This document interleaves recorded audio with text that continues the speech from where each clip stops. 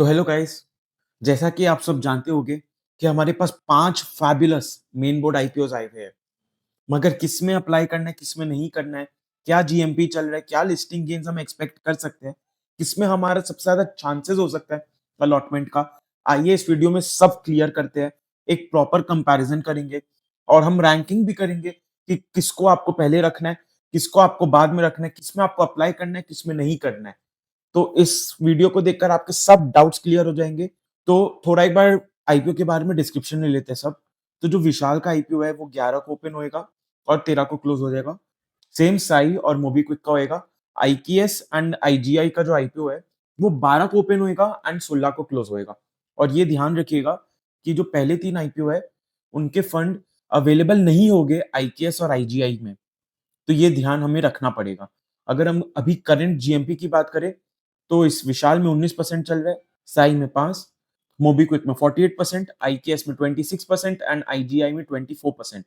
Issue size की बात करें, तो सबसे बड़ा इश्यू साइज़ विशाल का है 8000 सीआर का है, फिर साई का है 3442 का है, मोबीक्विक का सबसे छोटा है 572 सीआर का है, आईकेएस का 2497.92 सीआर का है एंड आईजीआई का 4225 सीआर का है। रिटेल कोटा की बात करें तो विशाल का 35% है, MobiKwik and IKS and IGI का तीनों का 10% है एंड साई का मैंने डिटेल लिखा नहीं क्योंकि इसमें हमें अप्लाई करना ही नहीं है।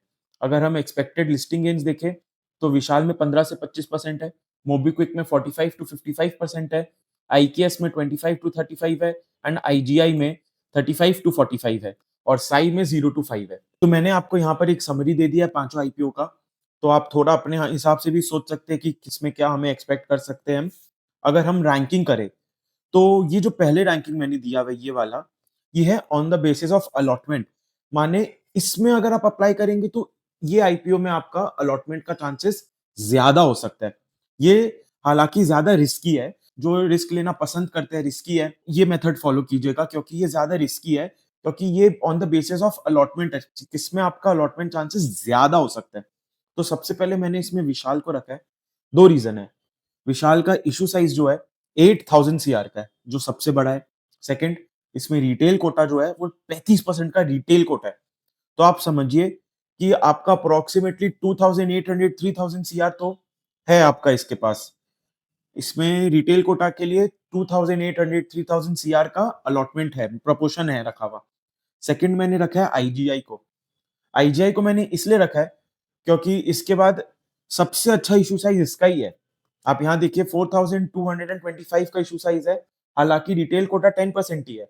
मानिए आपका रिटेल पोर्शन हो जाएगा 422.5 मतलब 422.5 सीआर के करीब ही होगा। वो बहुत बड़ा नहीं होता है। लेकिन अभी इन पाँचों में सेकंड इसका है। आईकेएस को मैंने सेकंड रखा है, सेम रीज़न इश्यू साइज़ छोटा और 10% है इसका रिटेल कोटा, तो आपका रिटेल पोर्शन इसमें 249 सीआर का हो जाता है और लास्ट में मैंने मोबीक्विक को रखा है क्योंकि ये सबसे छोटा इश्यू है। 572 का इश्यू है और रिटेल कोटा ही 10% है, यानी 57.2 सीआर का खाली रिटेल पोर्शन है। तो हालाँकि इसमें हमें लिस्टिंग गेन्स सबसे ज़्यादा मिलेंगे, मगर इसमें आप सोचिए अलॉटमेंट के लिए बहुत ज़्यादा मारामारी होगी। सभी इसमें अप्लाई करेंगे, तो अगर आपके पास फंड बच जाते हैं ये तीनों में अप्लाई करने के बाद, तो ज़रूर आप मोबी में अप्लाई कीजिएगा। मोबीक्विक में आप ज़रूर अप्लाई कीजिएगा और साई को आप इग्नोर कीजिए। और ये है on the basis of listing gains. ये on the basis of listing gains माने कौन-सा क्या आईपीओ है, ये कितना आपको लिस्टिंग गेन्स दे सकता है और ये है लेस रिस्की क्योंकि अगर आपको अच्छे लिस्टिंग गेन्स मिलेंगे तो माने कंपनी अच्छा है तभी तो अच्छा लिस्टिंग गेन्स मिलेगा, वरना कैसे मिलेगा आपको? तो ये लेस रिस्की है। ये उन लोगों के लिए जो ज़्यादा रिस्क लेना ही नहीं चाहते हैं, मिले, मिले, नहीं मिले तो भी अच्छा है, कोई दिक्कत नहीं है। तो पहले मैंने रखा है आईजीआई में, क्योंकि इन सब में से मुझे आईजीआई सबसे अच्छा लग रहा है क्योंकि इसमें लिस्टिंग गेन्स भी हमें अच्छे मिल सकते हैं। हो सकता है 45% से भी ज़्यादा मिले, मगर इसमें चांसेस है कि आपको अलॉटमेंट भी मिल जाए, इसलिए मैंने नंबर 1 पे रखा है। सेकंड मैंने आईकेएस को रखा है, सेम रीज़न आईजीआई के जैसे। विशाल को मैंने थर्ड रखा है क्योंकि इसमें तीनों में विशाल, आईकेएस और आईजीआई में सबसे कमज़ोर कंपनी मुझे विशाल ही लगी। भले ही इसका इश्यू साइज़ ज़्यादा है और आपको इसमें लिस्टिंग गेन्स भी कम मिलेंगे, मगर आपका अलॉटमेंट का चांसेस इसमें बहुत ज़्यादा है। सबसे अच्छा कंपनी मोबीक्विक को मैंने इसमें 4th रखा है जानबूझ के, जस्ट बिकॉज़ कि इसका इश्यू साइज़ बहुत ही छोटा है। अलॉटमेंट के चांसेस ऑलमोस्ट नेग्लिजिबल ही हो गए। तो मोबीक्विक को मैंने इसलिए 4th पे रखा है। मगर आप चाहो तो आप मोबीक्विक को दोनों में फर्स्ट में रख सकते हो, क्योंकि अगर आपको इसमें अलॉटमेंट मिल गया, तो आप समझिए आपका 55, 50%, 60% तो आराम से आपको लिस्टिंग गेन्स इसमें मिलेंगे। ये बहुत अच्छा सेक्टर है, बहुत अच्छा शेयर में काम है। ये गजब आईपीओ है मोबीक्विक का, लेकिन फिर भी मैं इसको 4th पे रखना चाहूँगा, क्योंकि मेरे अकॉर्डिंगली इसमें अलॉटमेंट नहीं मिलेंगे। मिल गए तो बहुत बढ़िया, लेकिन अलॉटमेंट मिलने का चांसेस बहुत कम है, क्योंकि इश्यू साइज़ बहुत छोटा है। सबसे ज़्यादा अच्छा आईपीओ मुझे आईजीआई लगा है। अगर हम विशाल आईकेएस एंड आईजीआई के बीच में बात करें, एक बहुत ग्रोइंग सेक्टर में है, जेम्स के सेक्टर में है, एमेरल्ड्स के सेक्टर में है, सफायर्स के सेक्टर में है, प्लस एजुकेशन भी देते हैं और स्टैंडर्ड रेटिंग करते हैं। तो बहुत अच्छा मुझे एक लगा। आईकेएस भी मुझे अच्छा लगा, विशाल भी मुझे अच्छा लगा। आप आईकेएस और विशाल में इंटरचेंज कर सकते हैं, लेकिन आईजीआई मेरे हिसाब से फर्स्ट चॉइस ही होनी चाहिए, जिन उन लोगों के लिए जो बहुत कम रिस्क लेना चाहते हैं और अलॉटमेंट भी ठीक-ठाक सा पाना चाहते हैं।